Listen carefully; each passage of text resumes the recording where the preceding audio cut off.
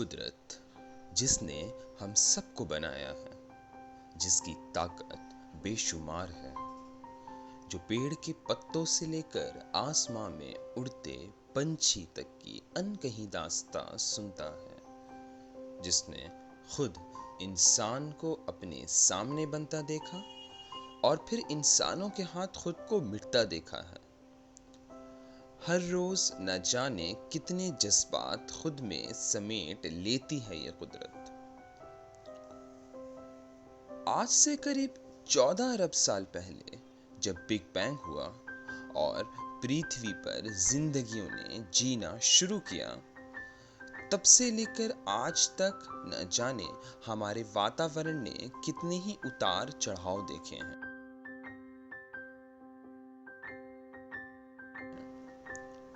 जब इंसानी जात की सबसे पहली प्रजाति होमो हैबिलिस आई, वो वक्त था जब बुनियादी तौर पर घास यानी ग्रासलैंड हुआ करती थी।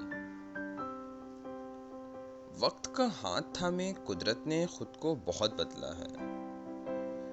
इसी तरह इंसान भी आज सबसे अग्रिम यानी एडवांस फॉर्म होमो सेपियंस बन चुका है। एक जनगणना के अनुसार अब तक 1.5 अरब से भी ज्यादा पौधे और जानवरों की प्रजातियों की खोज हो चुकी है और ये आंकड़ा इससे भी कई ज्यादा है।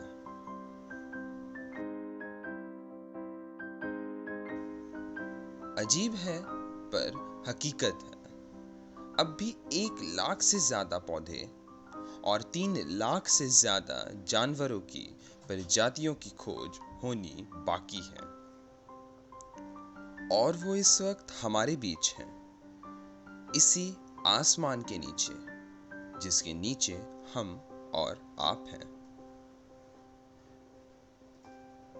पिछले 13,000 सालों में हमारे वातावरण में बहुत बदलाव आए हैं। बदलाव हमेशा क्रांति लाती है। एक जनगणना के अनुसार लगभग 2000 से ज्यादा पंछियों की प्रजाति, 784 पौधों की प्रजाति पूरी तरह से अपनी पहचान खत्म कर चुके हैं, यानी अब वो एक्सटिंक्ट हो चुके हैं। 15,500 प्रजातियां आज इंडेंजर्ड हो चुकी हैं, यानी अब इनकी तादाद इतनी कम है कि ये किसी भी वक्त पूरी तरह से खत्म हो सकते हैं। आज इंसानी जात खुद इन बदलावों के असर को महसूस कर और देख सकता है। इंसानों ने दूसरी प्रजातियों और जमीन पर कब्जा कर लिया है।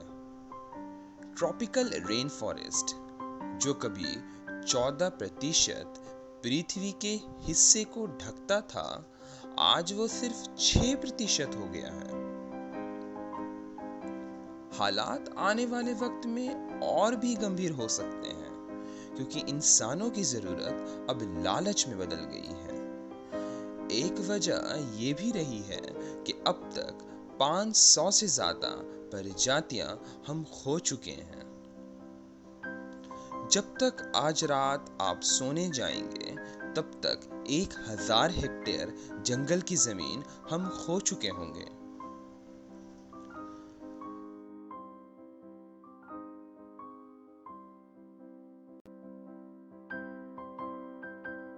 बावजूद इन सब हालातों के कुदरत ने सभी को आपस में बांध कर रखा है, जिसे फूड चेन कहते हैं। और कुछ इस तरह हमारा वातावरण विभिन्न है।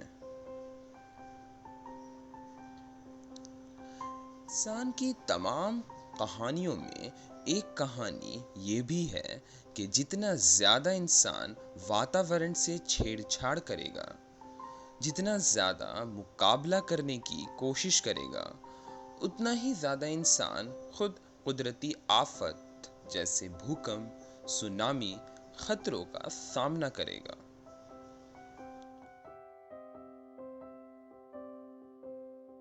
ये फैली हुई कुदरत, आज हमें इस बात को सोचने की जरूरत है कि किस तरह हम अपने इस घर को सुरक्षित और हरा भरा रख सकते हैं।